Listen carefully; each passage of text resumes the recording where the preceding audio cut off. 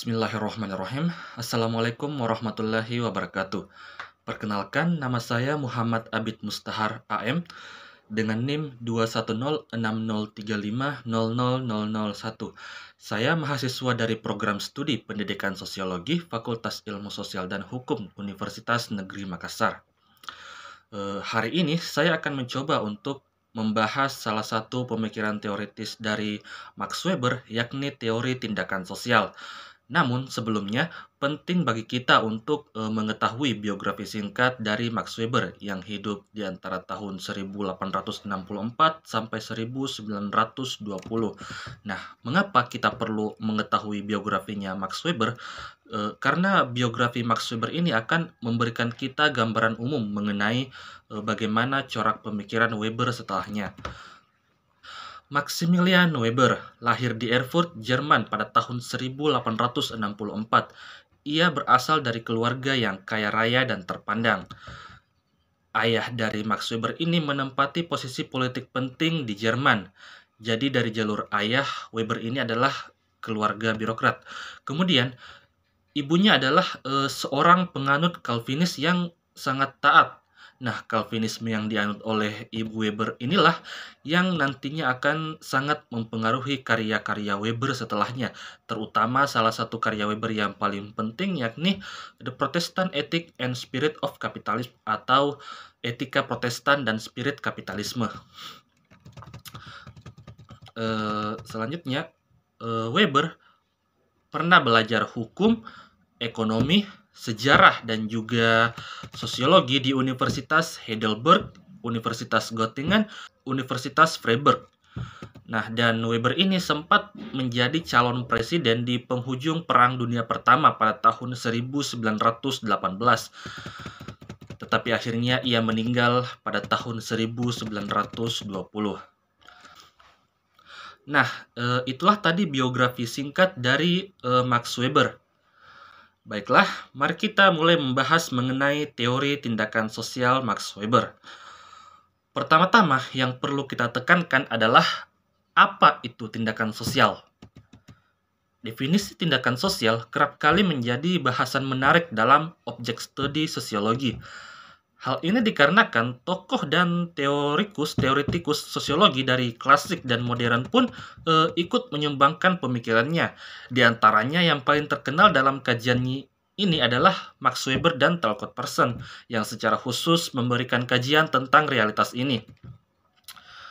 Tindakan sosial adalah tindakan individu yang tertuju atau memiliki makna terhadap individu lain. Atau dengan kata lain, tindakan sosial adalah tindakan individu yang berdampak terhadap individu lainnya. Pada dasarnya, kajian terhadap teori ini memberikan sumbangsih kepada perilaku seseorang yang dilakukan untuk memberikan pengaruh kepada orang lain, baik memberikan sumbangsih kepada orang lain melalui saran, ucapan, ataupun melalui tindakannya.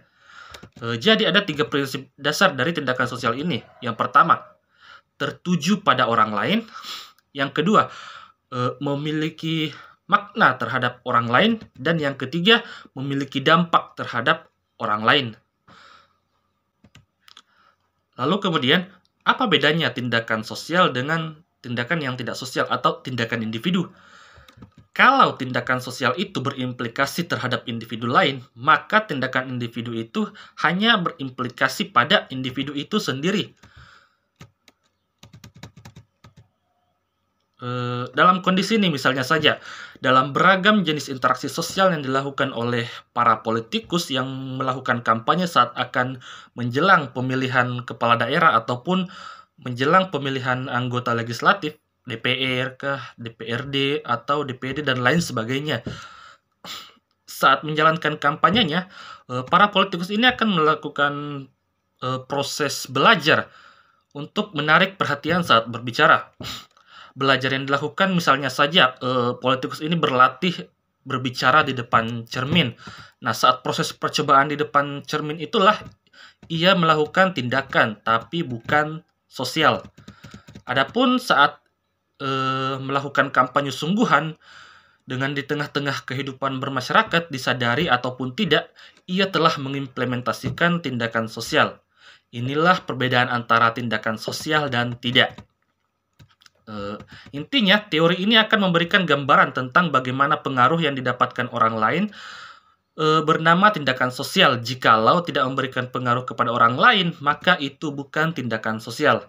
Nah, sampai sinilah penjabaran awal tentang teoritis sosiologi ini.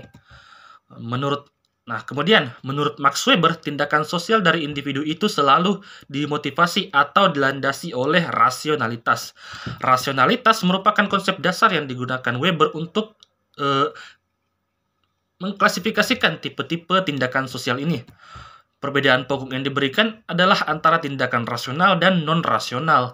Tindakan rasional menurut Max Weber berhubungan dengan pertimbangan yang sadar dan pilihan bahwa tindakan itu dinyatakan. Weber mengemukakan ada 4 macam tindakan sosial, yakni rasionalitas instrumental, rasionalitas yang berorientasi nilai, tindakan tradisional, dan tindakan afektif. Baiklah, yang pertama adalah tindakan sosial yang didasarkan pada rasionalitas instrumental. Sebagaimana kita tahu, instrumen adalah alat, dan tindakan rasionalitas instrumental adalah tindakan individu yang didasarkan pada upaya pencapaian tujuan seefisien dan seefektif mungkin. Dalam tindakan rasionalitas instrumental, kita sekedar menjadikan individu lain sebagai alat untuk mencapai tujuan kita. Itulah kenapa tipe tindakan sosial ini sering dikatakan tindakan yang kontra humanis atau anti-humanis, karena kita sekedar menempatkan orang lain sebagai alat untuk mencapai tujuan kita. Nah, kita ambil contoh. Sudah kita ketahui, ada banyak fenomena atau kasus di mana seorang wanita dari keluarga yang miskin, yang ingin cepat kaya, kemudian ia memilih untuk menikah dengan seorang pria yang kaya raya. Jadi pilihan tindakan ia menikah dengan pria yang kaya raya itu adalah bentuk rasionalitas instrumental, cara paling cepat untuk mencapai tujuan. Nah, orang-orang seperti inilah, orang-orang yang menjadikan individu lain sebagai alat untuk mencapai tujuannya inilah yang menurut Max Weber melakukan tindakan sosial yang berdasarkan pada rasionalitas instrumental. Kemudian, yang berikutnya adalah rasionalitas nilai. Sebagaimana kita ketahui, nilai didefinisikan sebagai sesuatu yang dianggap baik, benar, dan diharapkan keterwujudannya. Sehingga ketika suatu individu bertindak berdasarkan suatu nilai, maka tindakan itu adalah tindakan yang didasarkan pada rasionalitas nilai. Tindakan religius mungkin merupakan bentuk dasar dari rasionalitas yang berorientasi nilai ini. Contoh fenomena tindakan sosial yang didasarkan pada rasionalitas nilai ini, misalnya, meskipun saat ini kita ketahui banyak sekali terjadi kasus pejabat-pejabat negeri yang korupsi, namun ada juga pejabat yang tetap jujur dan tidak melakukan yang namanya korupsi. Nah, mereka yang tidak korupsi itu karena mereka menganggap nilai-nilai anti korupsi sebagai sesuatu yang baik, benar, dan diharapkan keterwujudannya. Mereka menganggap bahwa dengan tidak melakukan korupsi, hal itu akan berdampak baik terhadap pemerintahan dan masyarakat di negaranya. Atau misalkan contoh mudahnya, kita memaafkan kesalahan orang lain karena agama mengajarkan kita untuk memaafkan orang lain.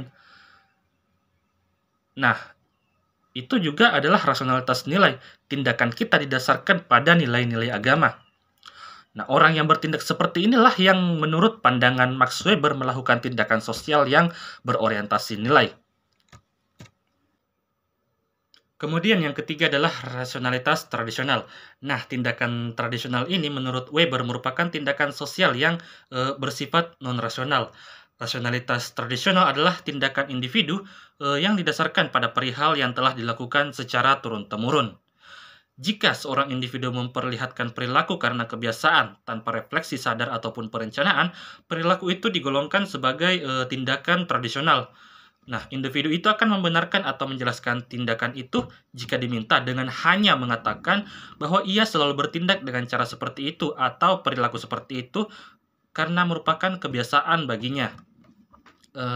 Apabila kelompok-kelompok atau seluruh masyarakat didominasi oleh orientasi ini, maka kebiasaan dan institusi mereka diabsahkan atau didukung oleh kebiasaan atau tradisi yang sudah lama mapan sebagai kerangka acuan yang diterima begitu saja tanpa persoalan.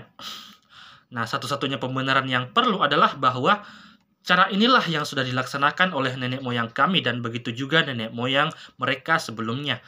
Ini adalah cara yang sudah begini dan akan terus begini.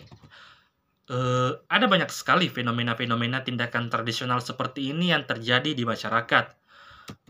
Kita ambil contoh fenomena misalkan warga melaksanakan suatu upacara adat Mapalili misalnya. Nah, alasan dilaksanakannya upacara ini karena hal itu sudah dilakukan sejak zaman leluhur atau sejak zaman nenek moyang warga tersebut. Atau misalkan pelaksanaan upacara Seba di Banten, yaitu upacara adat yang dilaksanakan sebagai kegiatan ritual tahunan warga Baduy sebagai bentuk rasa syukur untuk menjalin silaturahmi kepada pemerintah Kabupaten Lebak dan Provinsi Banten. Nah, upacara Seba ini dilaksanakan setelah warga Baduy yang tinggal di wilayah Banten Selatan tersebut melakukan panen hasil pertanian. Atau misal juga tradisi ngaben, yaitu upacara pembakaran jenazah umat Hindu di Bali sebagai bentuk kehormatan kepada orang yang telah meninggal dunia. Nah, tindakan-tindakan sosial seperti tadi itulah merupakan rasionalitas tradisional menurut pandangan Max Weber dalam teori tindakan sosialnya. Namun, Weber merasa bahwa tipe tindakan ini perlahan menghilang karena meningkatnya rasionalitas instrumental. Kemudian bentuk tindakan sosial yang terakhir menurut Weber adalah rasionalitas afektif.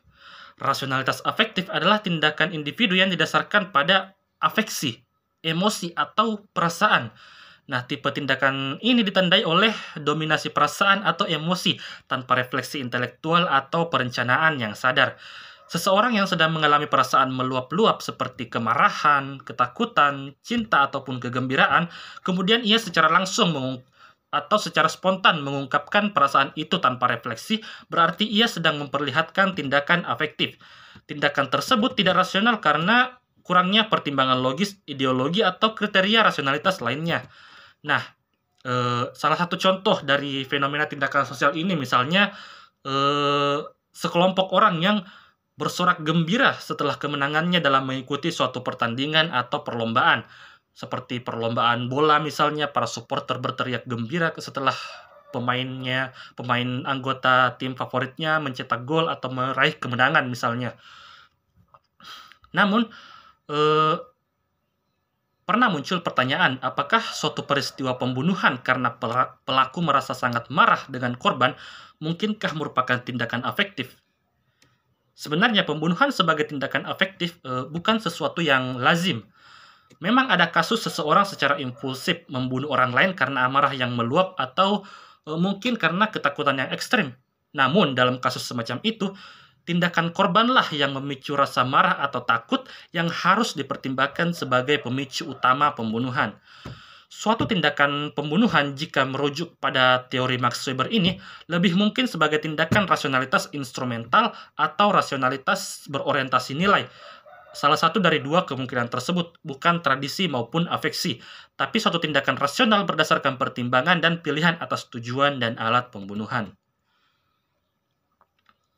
Baiklah, itulah tadi pembahasan dari saya mengenai teori tindakan sosial beserta contoh fenomenanya dalam masyarakat. Terima kasih banyak karena telah menonton. Assalamualaikum warahmatullahi wabarakatuh.